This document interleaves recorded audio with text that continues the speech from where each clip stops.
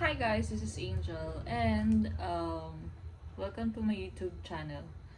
So, well, my YouTube now. Anyway, initially wanted to record the videos on our virtual office. However, my problem is if I'm just, if I will be just waiting for that day to come, baka hindi na mangyari yun kasi tatamarin na naman tayo. So, ayun. Quick background, I'm a licensed stockbroker from Unicapital Securities. I'm also a financial advisor from Philippines. And I'm with MaxiCare also. So, hopefully, we can reach a lot of investors and a lot of people who might be interested with those investment mediums. So it's really important because may mga ano naman yan talaga. Meron naman talaga silang binibigyan na benefits sa atin. And these investment mediums, they are as well regulated. So medyo legit sila. Hopefully in the long run we can incorporate what do you call this? We can incorporate other investment mediums na hindi available. Maybe we can talk about it. And if you have questions with regards to it, you can just message me at our Facebook pages. Our official Facebook page is Investor Script, but you can also message me at GeckoEd. So GeckoEd, as you know, comes from Gordon Gekko of Wall Street. So I have always been a fan of Wall Street. Ayun, so may konti din tayong kaalaman sa batas, but as much as possible, syempre medyo ingat tayo if we want to talk about it kasi marami tayong friends na professors. So, ayun. Bilis lang Unicapital. Meron kaming office sa Makati, but yeah, hopefully we can reach out to more students and more individuals who want to try other trading platforms. So, ang kinaganda naman sa amin, if you want to invest, there will be a stockbroker who could assist you. Basically, we have 3 accounts. First is the pure online trading account. But then we provide the researches, and then if you need us to transact for you, for example, nagkaroon ng problem sa internet or naghang yung website, your platform, ang kinaganda naman doon, if it happens, meron kayong plan B. So, andyan na kami. Second is the elite account. The first one, our minimum is around 10K. The elite account is around 500K to 1M minimum. It could be purely discretionary, and it could also be advisory. So, means, yeah, you can just call us and tell us what stocks to buy for. It's like basically traditional stock trading, but then you can also choose na your traders will do the trading for you na then. So parang it's like more of fund management. The good thing naman about stock market is that mostly ang transaction fee mo lang is yung buy and sell. Unlike if you're into other funds, meron pa kayong management fund na ganyan. Management fee na binabayaran annually. So, percentage lang din naman siya. Ayun. So, for example, if you bought this year, tapos next year mo na siya ibenta, yung magiging payment mo lang is between this year and next year. So, gano'n naman siya. So, in Unicapital, innovation is our passion, and in desire to give clients the best trading experience possible, we launched an online platform that is geared towards making trading and investing in the stock market easier, smarter, and more convenient. So, the Unicapital Securities is first an active player in trading equity securities. We are a team of experienced traders and research professionals. So we have a different research team. May mga designation din sila. So it's really nice. And these researches are also being used into presenting in, really big deals. So big potential clients. So it's really nice then. Then it's convenient and gives us a reliable online platform and fast and reliable execution of trades. So if you're interested, please feel free to message me at our investors group or Gecko Ed, or if we're friends sa Facebook, please feel free to message me. And you can also text us or subscribe via our Happiness 2021 project. So, just text us Happiness 2021 with your full name and your email. So, yung number na gagamitin nyo doon, that will be your official number. So, doon na rin namin kayo i-update. Ano pa ba? Ngayon, mabilis lang. We will be going through the PSA Edge. So, just like you, I also have a day job. So, ideally, traders would want to go full-time sa pag-trade. Ideally. But then, sa ibang bansa, hindi naman nila kailangan bitawan yung pagiging, kung ano man yung profession nila, just to be able to, participate in the market. So, our goal is, to encourage more people to do stock, not just stock trading per se, but stock investing. Kasi magkaiba din yung stock trading sa investing. So doon mo papasok kung gaano mo katagal hawakan yung isang stock, kung ano yung goal mo dun sa stock na yun, if you want it to di ba may tinatawag pa silang mga legal wife, ganun. Kasi yung iba, for example, let's say SMC, San Miguel Corporation, yung mga blue chips, hindi sila kasing bibilis mag-appreciate katulad ng ibang stocks, mga second liner. Pero if you're going to, parang long term yung view mo sa pag-invest, it's really nice to look at the blue chips then. So, isa yun sa mga nakita kong naging advantage nung nag-pandemic, kasi marami talagang bumagsak na blue chips. Ngayon, sinasabi, di ba kasi it's normal naman, don't feel bad about it, but I hope na you will realize na di ba pag bumabagsak yung stock price, iniisip natin nalulugi ka dun sa investment mo. But then it's like, if medyo long term yung horizon mo, may isip mo na para kang bumili ng branded na damit na matibay, diba? Or bag na sobrang tibay. And then of course you want to take advantage of buying it at its possible lowest price, or pag naka-sale siya, diba? Parang yun yung pinaka-ideal na time na pwede mo siyang bilhin. So, it's the same with stock market. Hopefully, you will see it that way in the future na hindi nga lang siya what do you call this? Ganun, na malulugi ka lang. Parang it's a way for you to take advantage to lower your average if you're going to buy it at a lower price, or some of the shares in lower price. For example, if you bought it at 30 pesos, then bumagsak siya, let's say 20, ganyan. Instead of looking at it like you lost 10 pesos per share, you might want to look at it like I got some of the shares at a discounted price, which is 20 pesos per share. So that is really nice. So hopefully you can look at the market that way in the coming weeks. So, ayun. Try natin kahit 2 minutes lang.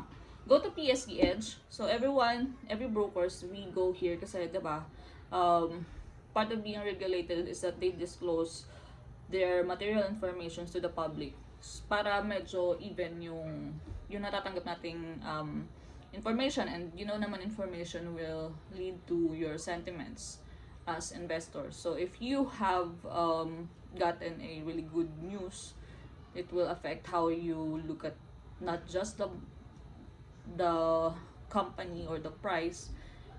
Of course, it will affect kung gaano mo kadami gusto bilhin yung shares. So ayun, so para ma-even yung battlefield natin ng mga retailers, yeah, they have this PSE Edge. So nandito, you will find here the company announcements, the financial reports, other reports, index summaries with the sectors, how much their value are right now, changes, dividends if you're into dividends. So we also have halts and suspensions, market calendars, listing notices, disclosure notices, and most viewed disclosures. So iba, before, for example, merong disclosure ngayon, depende sa disclosure, pero minsan inaabot din siya ng araw bago siya mag-take effect eh. Ayun. Pero may mga disclosure na tapos mag-trading halt siya. Yan, medyo abangan mo yan kasi ibig sabihin, they were expecting a surge in the buying and selling. Ayun. So every day you can look at the company announcements. Pero if you're like into long term, you may look at as well yung financial reports nila. So how are they doing quarterly, annually, semi-annually, ganyan. So my boss before, iba kasi yung I just want to share this kasi iba yung view ng mga investors who has this millions of money that they could invest, unlike with those retailers or millions or hundreds of millions that na mag-invest sila. So dahil sa laki ng pera na pinasok nila sa market, hindi sila yung tipong makapag-out anytime, which is both an advantage and also a disadvantage kasi 1%, 2%, diba, 100 million, di ang laki na ng tinubo mo, but then the liquidity cannot provide you the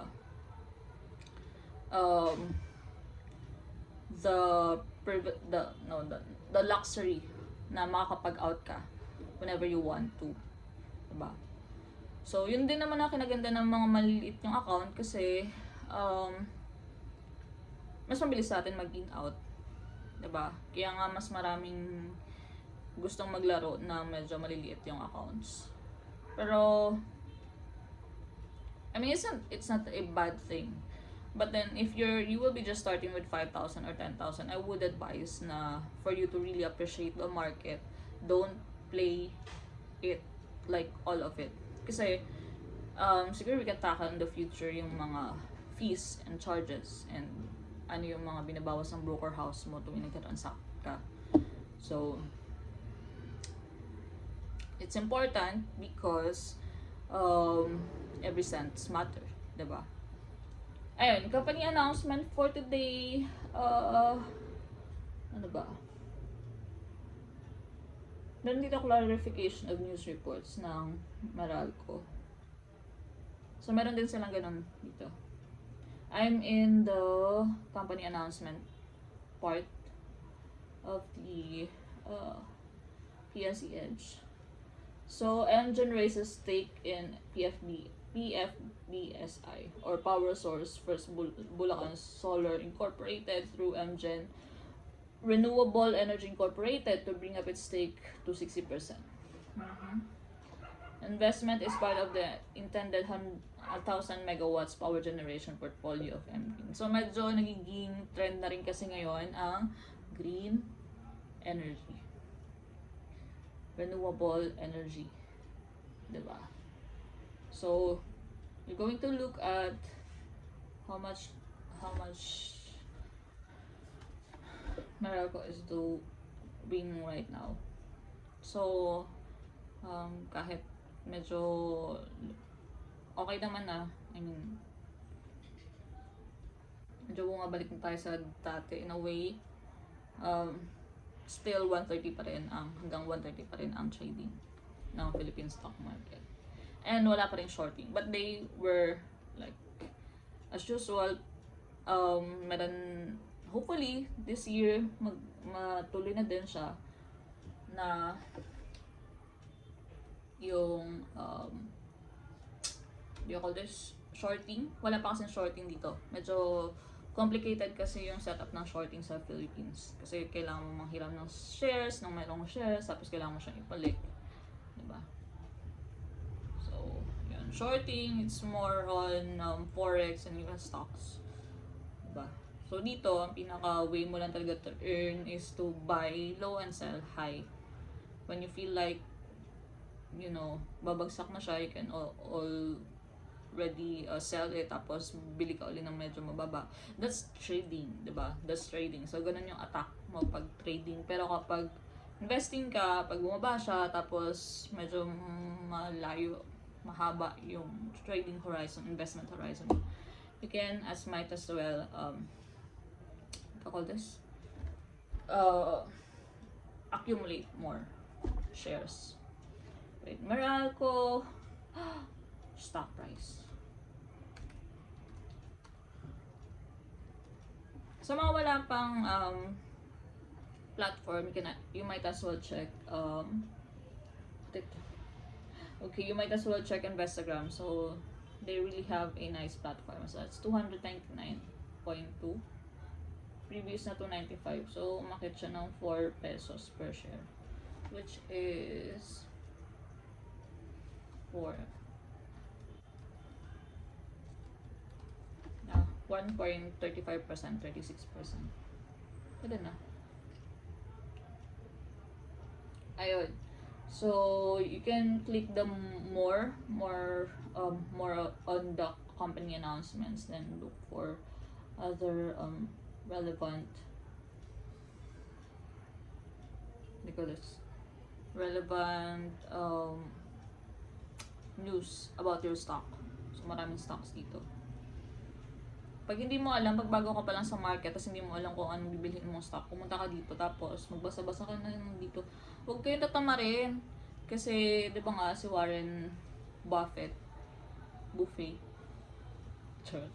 Warren Buffett, di ba, ang sipag-sipag niya magbasa. Tapos tayo, hindi naman tayo nagbabasa. Gusto agad natin charts agad. Although ako, chartist naman din ako. Kaso, it's like reading ECGs, di ba? Parang, ito siya, may mali sa ganito, sa MNO, ganun. Oh my god. So, mali pala yung numbering ko. Ay, lettering ko. May mali dun sa tracing, pero hindi mo naman alam kung saan yung mali, kung bakit siya ganun, diba? So, it's nice if you also know the news behind it. Or, alam mo kung ano yung mga next plans nila. Also, they provide, what do you call this? Parang pwede kang mag-attend ng mga stockholders meeting. Of course, kasi nga pandemic, I think it's in Zoom or webinars na lang now. But before, you can go to different hotels and attend one. So it's, it's nice. Masarap din yung pagkain. But we were attending analyst briefing. So, then we provide researches like that. Ano yung mga sinabi doon. Then we give it to the other traders, other agents as well. Tapos sila na yung bahalang mag-feed sa mga clients nila. So, that's how it works. Ayun. But then, may technology naman. So, FNI, Platinum Group Metals Corporation, or reserves up to 37% to 59.5 million euro pa.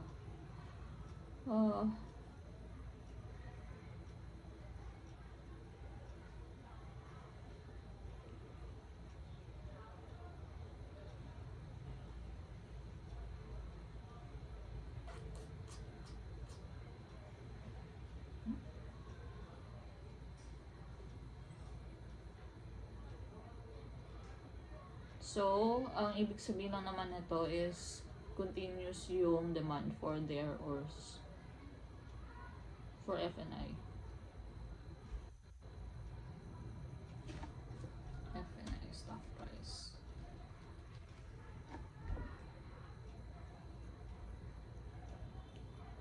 Then we also have IPE games, game ventures.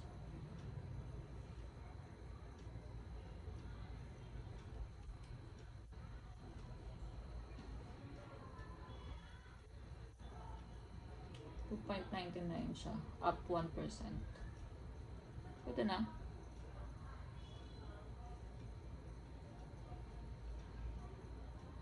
Mhm.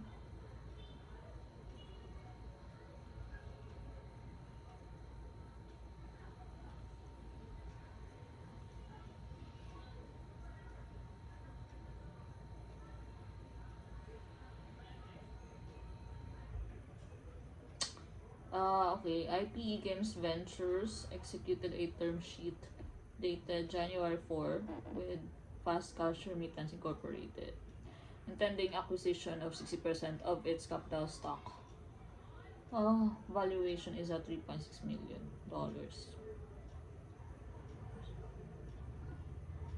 On the other hand, the show will acquire the shares held by Philippine shareholders Fast Cash, which in turn will translate 60% ownership.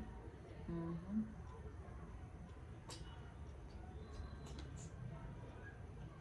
So, IPE Games. Ano basta ko?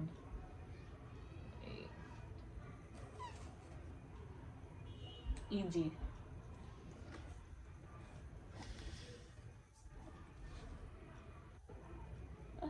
Stop.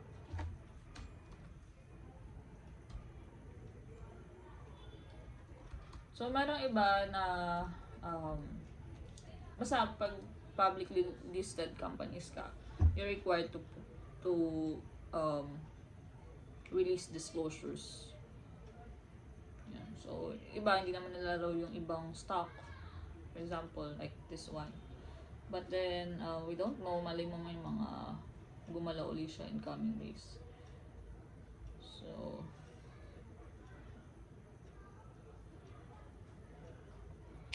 huwag kayo magte-trade ng mga hindi liquid na stocks. Hindi pala siya,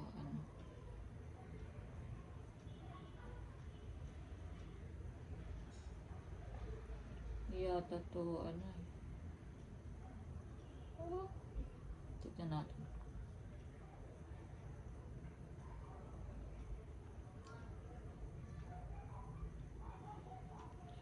So, I want you to do your researches also. Hopefully,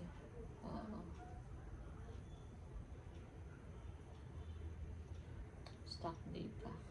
Dito mo rin pala makikita yung mga stock data, company information, directors, and financial reports. Suspended nga siya, so kaya hindi siya gumagalaw. Pero yeah, because they are required to give, to release disclosures.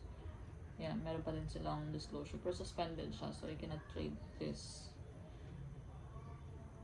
Yeah. Anyway, so sa PSE Edge, rightmost part niya, upper part, meron siyang advanced search. You can put there the stock that you want to look at. Meron naman silang financial reports, company disclosure, so more on kung anong stock na. For example, Ayala Land, yan. Those dividends if they offer dividends and rights. But then, I think it's up to a certain time lang then. So, 3 to 5 years ng mga past dividends. Or 3 years. So, medyo malaking tulong naman siya. What's next? Suspended EG.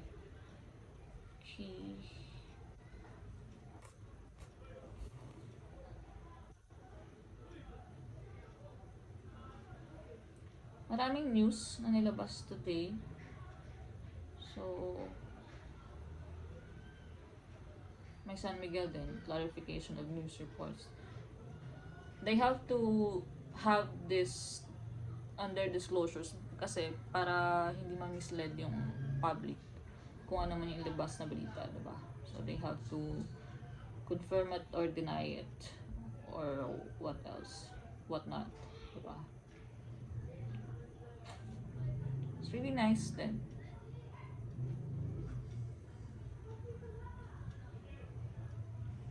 You can check hindi ko na ano kasi mag-30 minutos na tayo. And I'm going to update our Gecko Ed and Investor Screen pa. But, ayan, as for today, we have, yesterday pala yan, we have, yun, clarification of news report, Meralco, we have, actually marami. Meron din notice of analyst investors briefing for AC Energy Philippines. And then we have acquisition or disposition of shares by subsidiary. Again, press release by Shakey's. Pizza yung symbol. Material information, Hinebra. And Ayala Corporation, clarification of news report, e.g. IPE Game Ventures material transaction pero suspended.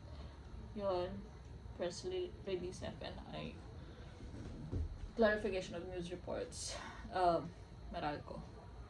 So everyday they're posting naman, so you can check tomorrow. Yun, kapag end of day ka nag-trade or nag-check ng news, okay lang din naman, execute mo lang. So again, if you want to consider starting in your trading in stock market, please please consider Unicapital Securities with us. Again, I'm Angel. I am your resident stockbroker and financial advisor of Investors Key. Night, guys.